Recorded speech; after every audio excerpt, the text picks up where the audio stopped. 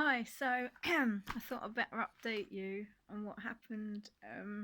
So my last video I was hiding in the car park trying to find a wall to climb over because my ex was outside the front of my flats waiting for me to come out, and he was going to know that I was there. But I was hoping I could try to climb over a wall, but one side had barbed wire, so I couldn't climb over that one. And the other side, I wasn't sure of the drop. And I thought, I've been away for 4 months. I've worked on my mind. I've created a schedule for myself. I've created a plan for every day. And I thought, I need to get my gas and electric. And I'm just going to face him.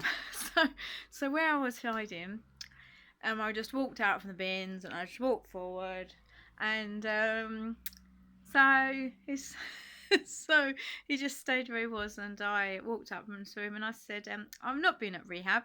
I haven't been at rehab." And he said one of my neighbours had said that's where I'd gone, and he knew where I was. This neighbour in my block of flats had told him. I'd told her that I was going to a refuge in Bournemouth, and I didn't really think that she was going to pass on that information, but she did. But she said it was a rehab instead. So he'd known. So I suppose he was just waiting for me to come back from this rehab.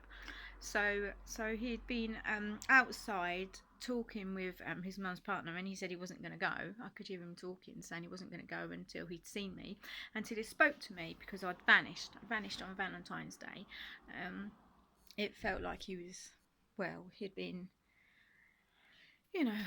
all the things that I'd mentioned in previous videos, but he'd been sexually assaulting me, he's been vulgar with his language, he was being possessive, he's been controlling, he's been manipulative, he was being scary. I thought he was going to beat me up again, and all this stuff, so I had to run away. So I went to refuge for 4 whole months.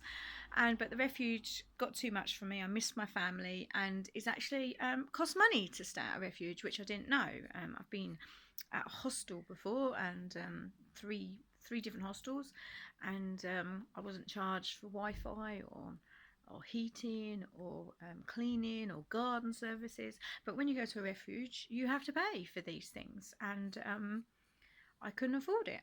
And also, during this pandemic, I'd had 4 different flatmates at the refuge, and my health was poor. And with all these different people coming in and out and sharing my living space, I felt vulnerable. So I wanted to come back to my flat, and I thought I could hide out in my flat and see my family. I was really missing my children, and a son of mine was going into the army, and I wanted to say goodbye to him. So anyway, I had arrived at my flat during the dark hours, and I took down the curtains and I opened the windows to make it look like I'd moved out, as if it was being cleaned up.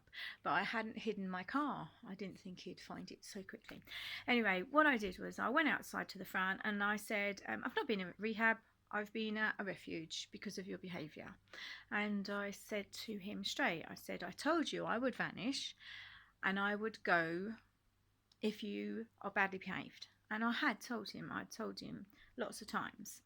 And anyway, I must have guardian angels, seriously, because obviously it was very scary. I didn't know how he was going to be, but he wasn't badly behaved right at that moment. But within 5 minutes, I don't know if it was because I have 2 subscribers and one of those is someone that's keeping an eye on me. I don't know if that lady had contacted the police, but within 5 minutes, an unmarked police car was outside my flat. Within 5 minutes, and they pulled up and asked if everything was okay. And at this point, this guy, I said to him I didn't want to be involved with him. I said I didn't mind being friends, perhaps, if he was well behaved, but that I wasn't going to put up with any of that behaviour, and that what he'd done was absolutely, completely across all of my boundaries that I'd set. And he said he had had counselling for 4 months and that he was a different person, and that's something he said